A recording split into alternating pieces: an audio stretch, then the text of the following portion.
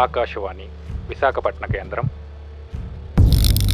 ఈనాటి కార్యక్రమం చాణక్యుడి నీతి.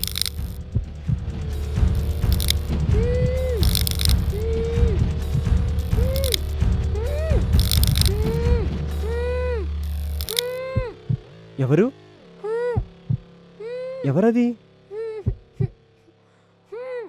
ఎవరు ఎవరు అంటే మాట్లాడరేంటి?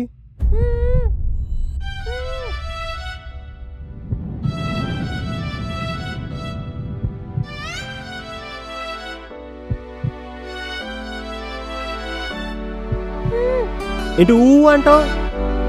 మాటలు రావా? మోగదానివా? ఓ సారీ, కట్టేసింది కదా, వస్తున్నా ఆగు.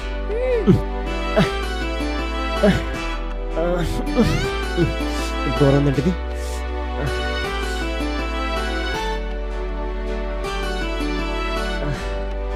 అమ్మయ్య వచ్చా. గట్లేదు ఇది.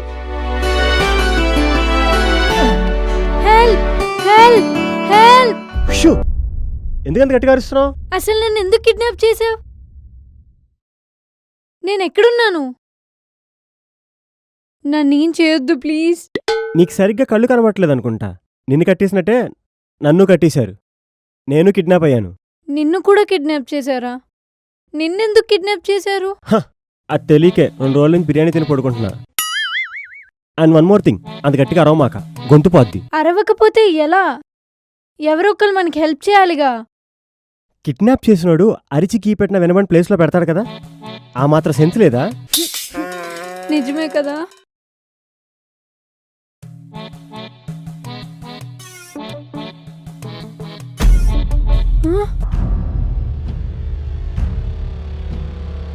వాళ్ళెవరు?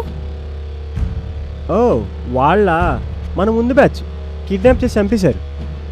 అదిగో వాడున్నాడే, వాడు మన సీనియర్. ఈ అరవద్దన్న కాన్సెప్ట్ చూసావా, అది వాడే చెప్పాడు. అంటే ఇప్పుడు మనల్ని కూడా చంపేస్తారా? ఏ నీకేమైనా డౌటా? అసలు మనల్ని చంపితే వాళ్ళకేమొస్తుంది? ఏ కళ్ళో కిడ్నీలో అమ్ముకునే వ్యాపారం పెట్టుకుని ఉంటారు. పాపం వాళ్ళు కూడా బతకాలి కదా. కిడ్నీలా? వామ్మో, నాకున్నవే 2. నాకు మాత్రం 2 ఉన్నాయా ఏంటి? నాకున్నవే 2.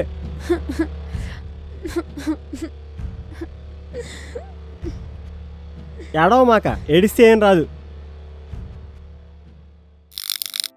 చావు వరకు చెప్పిరాదు.